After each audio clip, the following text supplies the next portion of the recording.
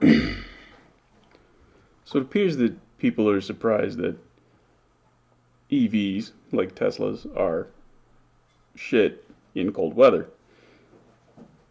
And this surprises me because it's obvious that of course it's going to be that way, right? You get stuck in the cold in an EV, you run a greater risk of freezing to death than getting stuck in the cold in a gasoline powered vehicle.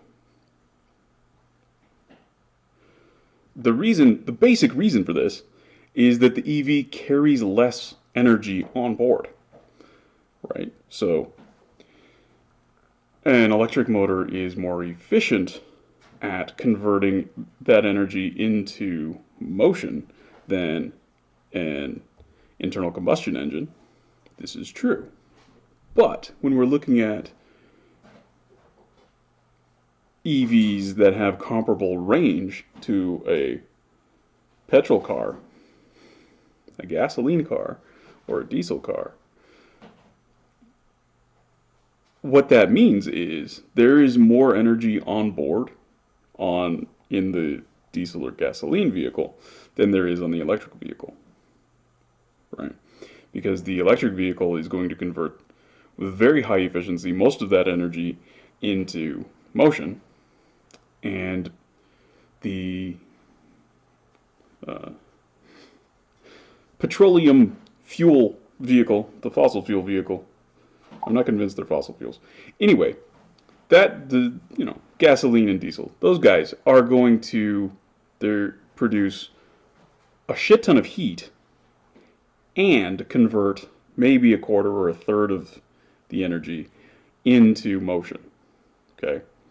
So what this means is you really have something like 3 or 4 times as much energy on board the internal combustion engine vehicle with the same range as the EV, and something like 2/3 to 3/4 of that energy is naturally converted to heat anyway.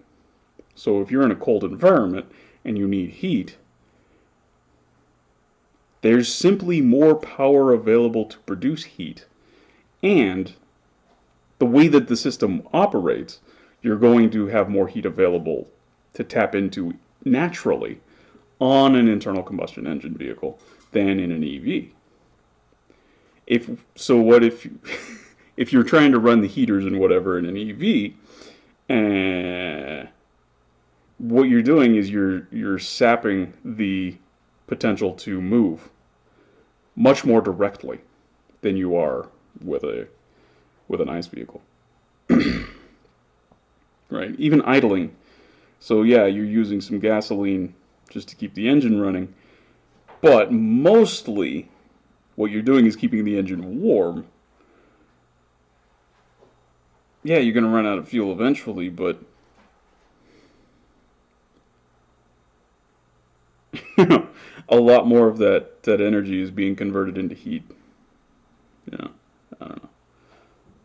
And this is separate from, the issues that have been plaguing Teslas with little fan ducts staying open and things like that so that it doesn't run the heater or, whatever. This is separate from those. Even in an ideally functioning electric vehicle, if it has a comparable range to an ICE vehicle, it's going to be less capable of heating. And this is also independent of efficiencies with temperature, right? So battery efficiency drops with temperature, right? So in really cold situations, your batteries don't produce as much. You can't get as much energy out of them, right? So this is independent of that as well. So you have all of these other compounding factors. I don't understand why you would want an EV in a particularly cold climate. It doesn't make sense. A hybrid can make sense. I think a hybrid would make a lot of sense. Because now you have that potential for heating in addition to the benefits of an EV. In a more, temperate or tropical climate, I can see an EV making a lot more sense. Particularly if you have things like solar you know, some solar panels on the roof or something.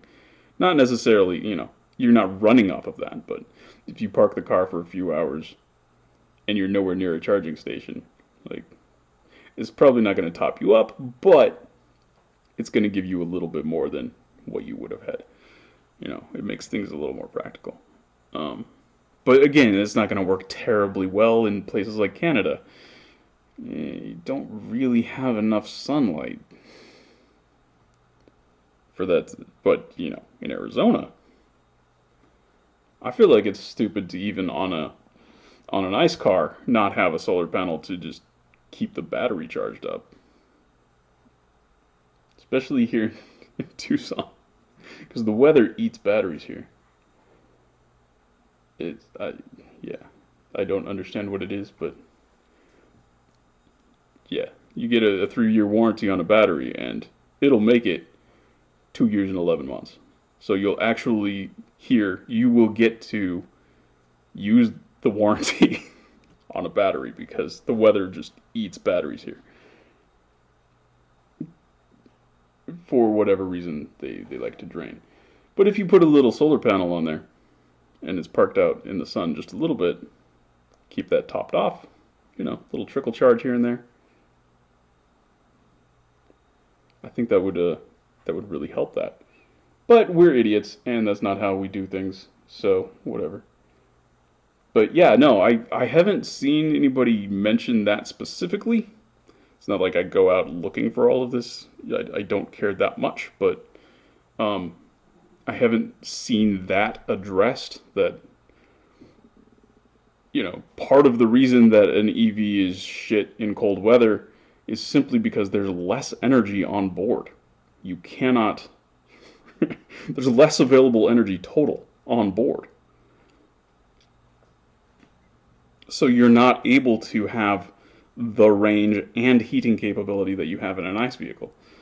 You can either have the range or like a fraction of the heating capability, or a fraction of the range and a smaller fraction of the heating capability. You can't have both because you just have less energy on board available to heat or move. Right? So yeah, I don't know. That's kind of been picking at my brain the last couple of days since that incident with the EVs trapped in snow and whatever a few days ago. That's kind of been picking at me, and I haven't seen anybody note it. So that doesn't mean that like I said, I'm not going out of my way to look for news on this, but I haven't seen anybody mention that specifically. So